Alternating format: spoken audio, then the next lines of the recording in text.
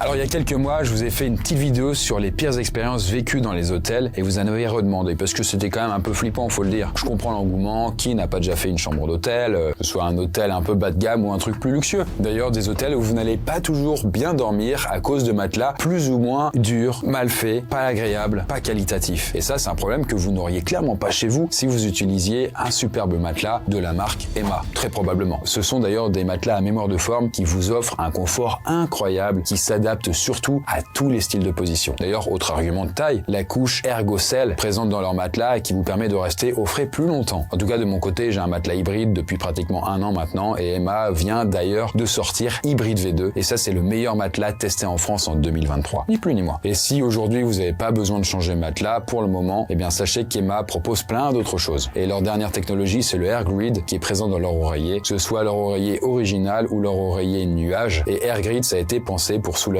votre nuque, vos épaules, en éliminant les points de pression, histoire que vous ne fassiez plus qu'un avec votre oreiller et que vous ayez une sensation de zéro gravité. En plus, vous pouvez ajuster la fermeté et la hauteur de vos oreillers si c'est pas beau. Emma propose aussi d'ailleurs des lits, des sommiers, des couvertures lestées et même un canapé. Mais surtout, la livraison et le retour sont gratuits et vous avez droit à 100 nuits d'essai et 10 ans de garantie sur les produits. Donc, n'hésitez pas, pendant que vous regardez les vidéos, compte allongé sur votre matelas tout seul ou avec votre moitié ou avec un pote. Un bon matelas très confortable dans lequel vous allez pouvoir vous endormir comme dans un nuage, mais en regardant des vidéos terrifiantes, c'est possible. Et d'ailleurs, depuis le 24 octobre et jusqu'au 4 décembre, à l'occasion des Black Friday, vous avez accès à des promotions en allant directement sur le site eva.fr. Et en utilisant d'ailleurs le code COMPTE, vous avez 10% de remise supplémentaire. Ce n'est valable que pendant ces 2 semaines, donc faites vite. Vous ne serez pas déçus, surtout si vous regardez vos vidéos en étant allongé sur un truc aussi confortable. Et du coup, justement, pour les vidéos comptes, parlons-en. Au programme, là, vous allez assister à 2 rencontres horribles pour des clientes et une expérience traumatisante pour un employé. Et tout ça, vous imaginez bien en buvant un bon petit café pomme.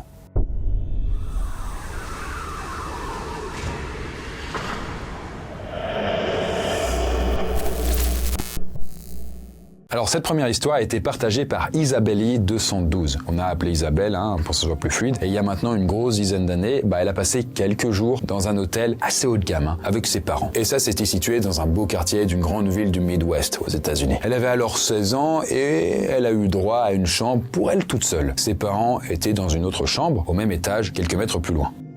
Bref, sur le papier, c'était un cadre absolument idéal, que de bons moments en perspective, mais vous vous doutez bien que ça s'est pas passé comme ça, quoi. Alors, sa première nuit s'est très bien passée, elle a regardé un film en dévalisant le minibar. Après, peut-être que si elle a dormi aussi bien, c'est parce que les gars avaient un Emma matelas. Ça, je ne sais pas. C'est vrai qu'ils sont confortables. En tout cas, bref, le lendemain, elle se lève tranquillement et elle rejoint ses parents dans la salle du petit déjeuner. Alors qu'on était tranquillement en train de manger, là j'ai remarqué qu'un homme d'environ une 60aine d'années me fixait pendant un temps anormalement long. Bon après, elle le précise quand même pour nous parce qu'on peut pas le constater, mais elle est quand même assez mignonne. Voilà, elle attire souvent le regard des hommes. Et en vrai, à l'époque, elle a l'habitude de recevoir pas mal de regards, déplacés ou insistants dans le pire des cas. J'ai donc complètement ignoré le mec et en me disant que peut-être que je lui rappelais sa petite fille ou un truc du genre. Bref, la journée se passe et Isabelle visite la ville avec ses parents. Il n'y a rien de spécial à signaler, un petit moment sympa avec papa, maman, voilà bon. Le soir venu, mes parents m'ont donné l'autorisation de dîner avec Ethan, un ami qui habite dans la région. Il vient donc me récupérer dans le hall de l'hôtel, on va manger dehors et quelques heures plus tard, on retourne à l'hôtel boire un dernier verre dans le bar à l'intérieur. Et d'ailleurs, par coïncidence, le même vieil homme de 60 ans qui avait reluqué Isabelle est aussi au bar. Mais cette fois-ci, il n'y a pas de doute, si on peut dire, il l'a pas pris pour sa petite fille ou quoi que ce soit. J'ai vraiment remarqué que ses yeux étaient en train de tracer toutes les courbes de mon corps de façon vraiment pas discrète. Isabelle décide alors de ne pas s'attarder ici et Ethan la raccompagne alors dans le hall, puis ils se séparent. Lui rentre chez lui et puis Isabelle, elle, se dirige vers l'ascenseur, du coup pour aller dans sa chambre. Mais elle aurait clairement dû demander à Ethan de rester parce que même pas 30 secondes plus tard, alors qu'elle est arrivée à l'ascenseur, le vieil homme qu'elle avait vu tout à l'heure se tient à côté d'elle. Je me sens alors mal à l'aise comme je l'ai rarement été et je décide de monter et bêtement, par réflexe, j'appuie sur le bouton de mon étage. Les portes se referment, l'ascenseur commence à la remonter, mais l'autre type n'a pressé aucun bouton. Donc Isabelle comprend qu'il va au même étage qu'elle. Je fais tout ce que je peux pour pas croiser son regard, mais je sens qu'il s'approche de moi jusqu'à arriver à quelques centimètres. Mais enfin, arrivé au bon étage, la porte s'ouvre et Isabelle se met alors à courir à toute vitesse jusqu'à la porte de sa chambre. Pendant que le type, lui, reste debout, tout juste à la sortie de l'ascenseur, sans se presser. Je rentre vite, je claque la porte et là je reste debout en silence pendant peut-être un quart d'heure pour être sûr qu'il est parti. Puis là je file dans la chambre de mes parents pour tout leur dire. Alors bien sûr, ils ont eu peur quand elle a raconté ça, ils ont alors contacté la réception, mais à ce moment-là, il n'y avait plus aucune trace du type. Et donc de son côté, Isabelle retourne dans sa chambre, elle ferme la porte à clé, elle se couche complètement épuisée. C'est alors que 5 minutes plus tard, même pas, elle entend quelqu'un taper. J'allume la lumière et là je reste immobile dans mon lit, je suis complètement paralysée. Mon intuition évidemment a pris le dessus et je savais très bien qu'il y avait 99% de chances que ce soit ce mec.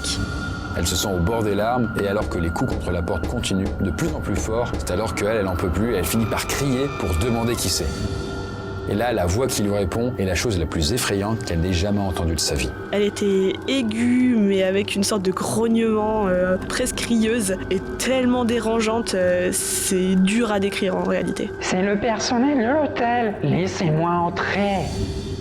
Bon, autant vous dire que Isabelle est terrifiée. Elle se lève quand même, elle va jusqu'à la porte et là, à travers le judas, le petit trou, elle regarde et elle voit que c'est toujours le vieil homme.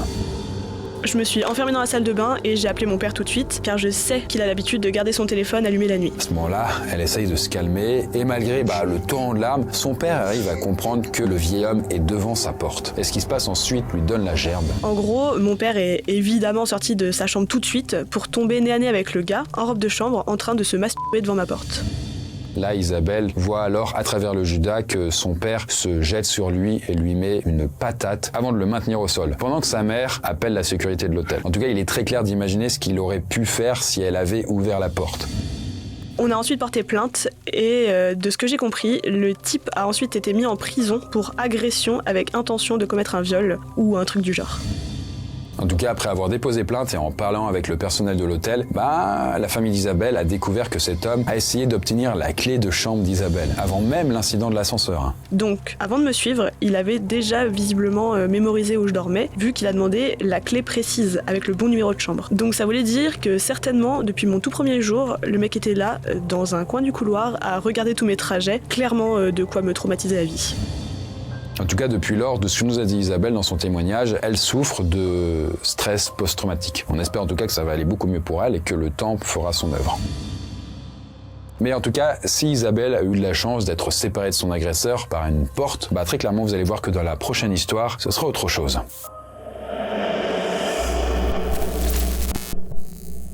Notre deuxième histoire est racontée par Sheep in the Barn, qu'on a renommé Steffi pour notre récit, c'est plus simple évidemment. Et avant d'attaquer son histoire, elle nous précise qu'elle n'a jamais eu spécialement de chance et qu'elle a croisé de nombreux mecs, mais bizarre dans le meilleur cas ou très creepy dans le pire.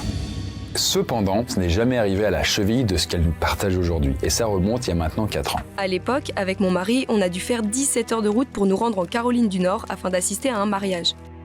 Ils étaient motivés, waouh, je l'aurais tellement pas fait. En tout cas, une semaine vraiment épuisante où ils passent leur temps à courir, de préparatifs en réunion de famille. Et ils ont dormi dans le même motel pendant toute la durée de leur séjour, histoire d'avoir une sorte de petit chez eux après chaque journée éprouvante. Bref, tout se passe bien et le jour du mariage arrive enfin. Il est tôt le matin et on finit de se préparer. Mon mari s'est préparé avant moi, histoire de pouvoir filer des coups de main à droite et à gauche. Je me suis donc retrouvée seule dans notre chambre d'hôtel pour me préparer avant qu'il ne revienne.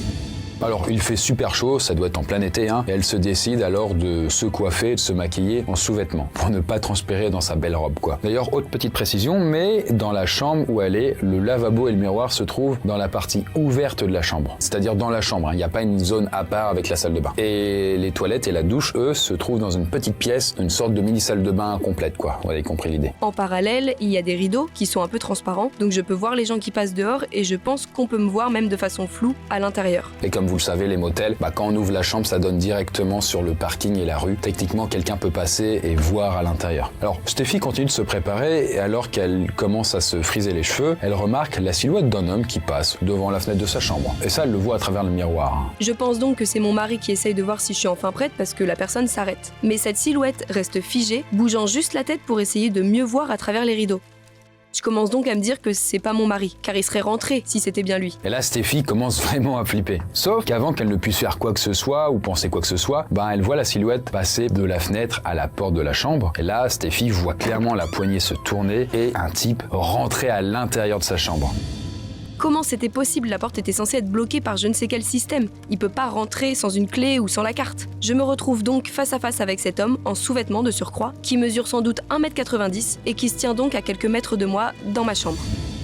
Là, elle n'arrive pas à bouger, elle se dit qu'il va lui sauter dessus pour faire elle ne sait quoi, enfin, c'est super bizarre. D'ailleurs, aucun mot n'arrive à sortir de sa bouche, mais elle essaye de réfléchir à quoi faire. Et je me dis que je vais devoir essayer de lui cramer les yeux avec mon fer à friser. Pendant quelques secondes qui semblent interminables, il reste là à me fixer comme si j'étais un morceau de viande et qu'il était affamé.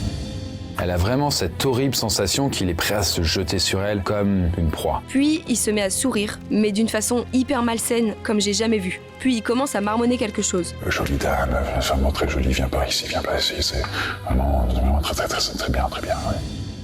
J'ai alors eu une espèce d'absence, comme si j'étais plus maître de mon corps, et une seconde plus tard, je suis en train de foncer sur lui en brandissant mon fer à lisser et en lui hurlant à plein poumon « Fous le camp d'ici !» Alors ça surprend le type et Steffi serait prête à parier qu'il ne s'attendait pas du tout à ça puisque clairement son sourire s'efface. Et il fait alors quelques pas en arrière par réflexe pour sortir de la chambre. Je vois alors une chance ici, j'accélère le pas, toujours en brandissant mon fer à lisser et j'arrive à atteindre la porte pour claquer à la gueule.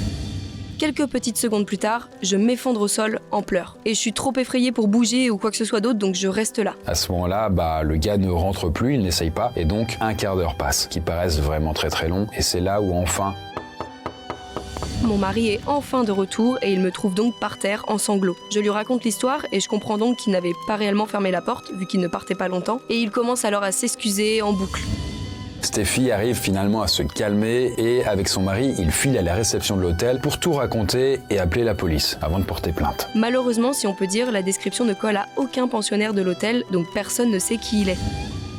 Et bien sûr, eux, à cause de ça, de cet incident, ils sont arrivés au mariage en retard. Et toute cette mésaventure a gâché ce qui aurait pu être une journée vraiment incroyable pour Steffi. Surtout un mariage, quoi. On avait prévu de rester un jour de plus avant notre long voyage de retour, mais dès le lendemain, après quelques heures de repos, on s'est cassé très vite et très loin.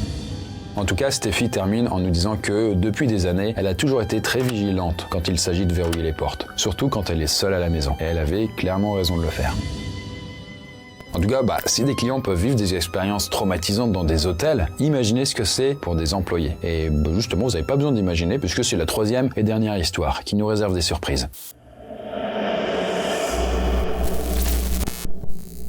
Cette dernière histoire est racontée de façon anonyme et donc la personne, on va l'appeler Olivier. Et son histoire remonte à pas mal longtemps. C'était au début des années 90 précisément. Et à l'époque, Olivier, il a 19 piges. Il vient de terminer ses études secondaires. Et en fait, comme beaucoup, on va dire, mais il a vraiment pas envie d'aller à l'université. Et donc, il préfère trouver un petit travail. Je voulais rapidement toucher de l'argent, donc j'ai trouvé un emploi de veilleur de nuit dans un hôtel, qui est globalement un poste à tout faire. Et donc, Olivier était chargé de s'occuper de gérer les rares personnes qui venaient la nuit. Il devait remplir des bacs à glaçons, faire un peu le nettoyage, etc., etc. Bref, employé polyvalent, comme on dit, quoi. Très étonnamment, c'est un métier que j'aimais beaucoup, même si c'était sans doute très motivé par le fait de plus aller en cours. Bref, pour vous remettre un peu de contexte, je travaillais dans un hôtel un peu pété de 3 étages.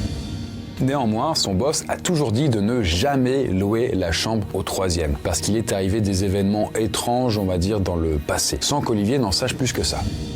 Dit comme ça, l'hôtel peut paraître énorme, mais en réalité, je peux voir la quasi-totalité des chambres depuis mon poste à l'accueil. Et le soir qui nous intéresse se trouve être un lundi. Et Olivier nous précise que c'est vraiment un des jours les plus calmes de la semaine. En fait, il y a très peu de personnes qui viennent ce soir-là, à part quelques habitués. C'est exacerbé par le fait que l'hôtel où je bosse est franchement délabré et surtout pas dans un endroit passant. Donc si vous atterrissez ici, faut vraiment le vouloir. Bref, Olivier finit son petit tour et après avoir rempli les différents bacs de glaçons, changé 2-3 ampoules et vérifié qu'il n'y avait pas de problème, il est de retour à l'accueil. Je fais un peu de paperasse quand d'un coup, je lève les yeux pour vérifier le moniteur des caméras de sécurité. Je vois alors un homme adossé contre un mur qui a l'air d'attendre quelqu'un.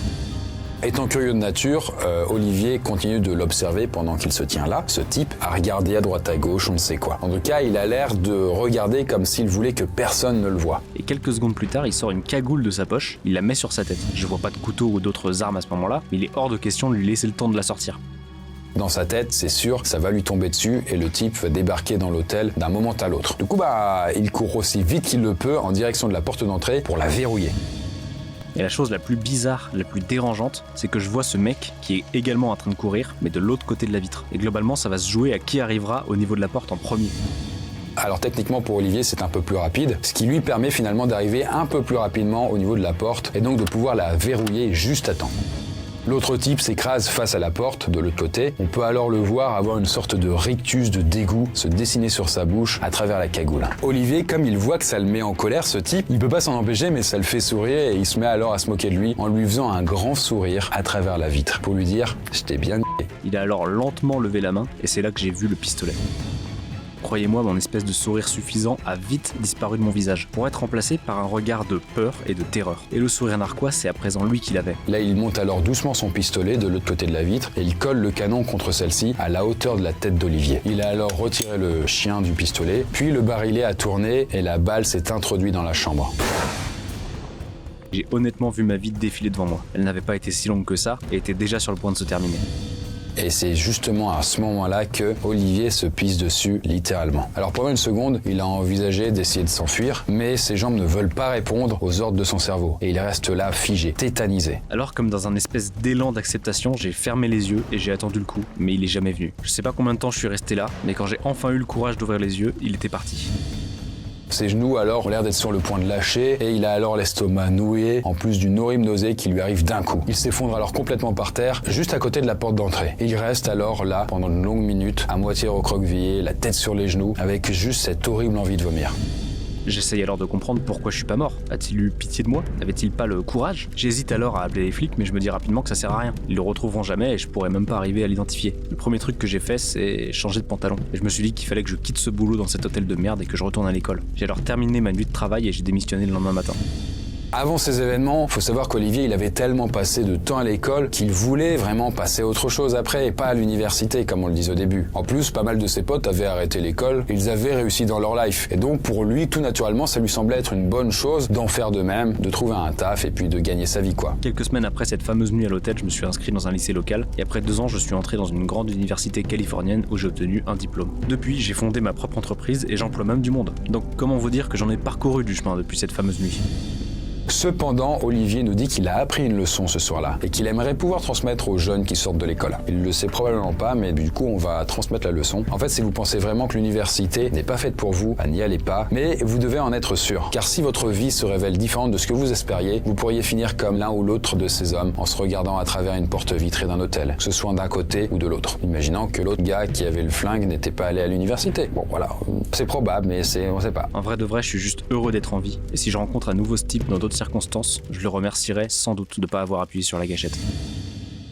En tout cas, voilà pour nos histoires du jour. Franchement, assez flippantes et qui peuvent laisser songeuse, je pense. Je ne sais pas. En tout cas, ça me fait vraiment plaisir, moi et mon équipe, en fait, du coup, que vous regardiez de plus en plus les vidéos contes. J'avais eu l'occasion de vous rencontrer à une convention qui se passait à Bruxelles. C'était la Made in Asia, il y a quelques temps. Et il y en a plein qui me disaient qu'ils aimaient beaucoup regarder les vidéos contes tout seuls ou alors souvent avec leurs copains ou leurs copines sur le lit avant de s'endormir. Donc, merci à vous. Je vous fais des bisous. Puis voilà, l'aventure continue. On se retrouvera dans les prochaines vidéos. Ou alors en enfer, quoi.